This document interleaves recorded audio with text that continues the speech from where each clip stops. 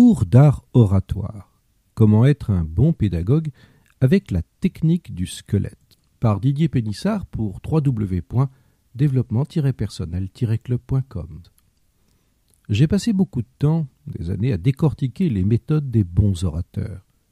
Je ne connais pas meilleure école que d'écouter, observer ces personnes qui possèdent un grand charisme.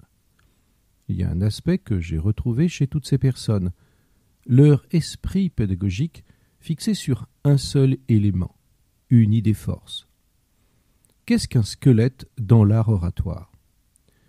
Que le sujet soit compliqué ou plus aisé, leur capacité à expliquer les choses avec clarté et accessibilité pour tous se retrouve à chaque fois.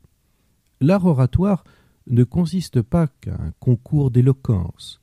S'il s'agit de s'écouter parler, cela n'apporte guère que de gonfler l'égocentrisme de celui qui s'exprime.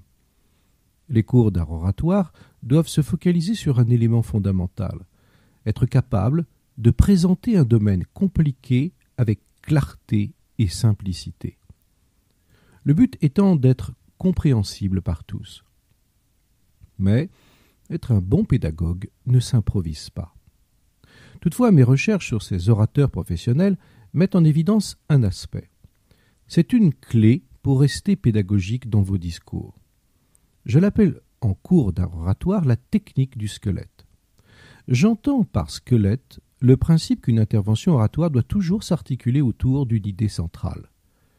Plus on se disperse dans plusieurs objectifs, et moins votre auditoire retiendra votre message principal.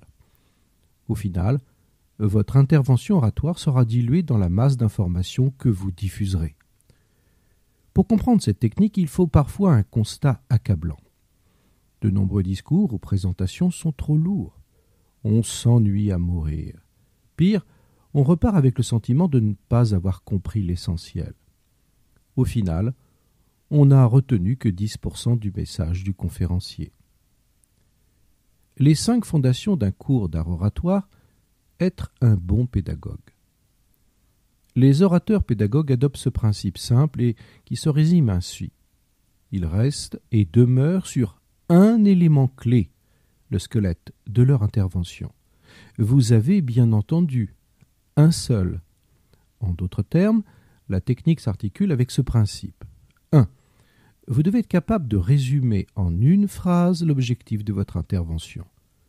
Tant que vous n'y parvenez pas, poursuivez à chercher le fil directeur qui peut se focaliser sur cette phrase. Et si vous n'y parvenez pas, alors remettez à plus tard votre causerie. 2. Toute leur intervention va tourner autour d'une idée principale, ce qui signifie que les arguments, les idées, les sujets devront tous être en liaison avec l'élément clé. L'intervenant fera donc des allers et retours permanents avec l'élément clé de votre objectif. Il fera en sorte de ramener les différents points abordés avec le squelette de son intervention. 3. Afin de bien marteler les esprits de l'auditoire présent, l'intervenant axera son discours en revenant souvent sur le squelette de son discours. Il n'hésitera pas à répéter régulièrement que l'élément clé est l'objectif de sa présentation. 4. Il s'assurera que le squelette de son exposé est bien compris par l'ensemble de l'auditoire. Et pour cela, il utilisera les feedbacks, les questions-réponses, pour s'assurer que chaque participant repartira avec cette idée force en tête. Et enfin 5.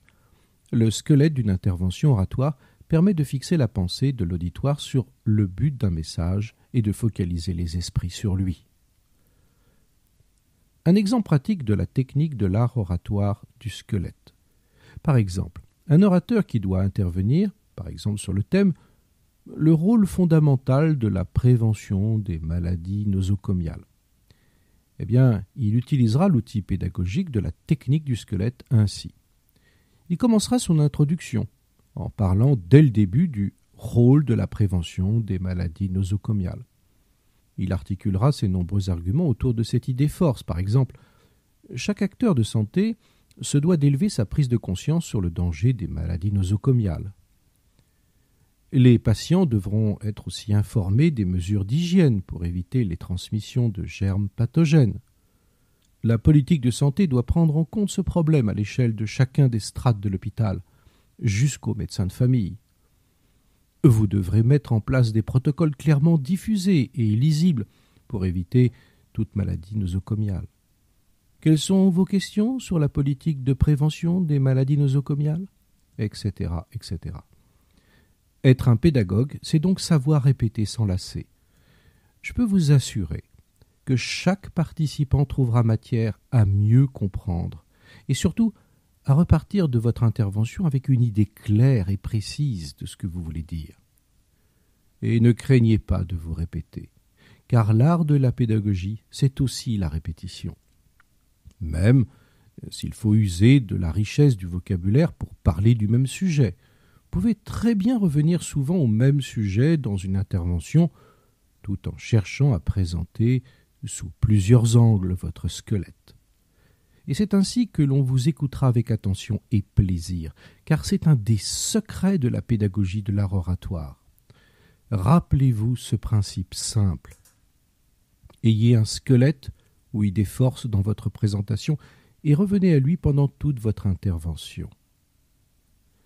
Merci de votre attention et si ce sujet vous intéresse et que vous voulez devenir un orateur de haut niveau, je vous propose la formation par Internet. Vous la retrouverez sur parleravec-aisance.com, parler avec aisance.com en un seul mot. Je vous souhaite une excellente journée.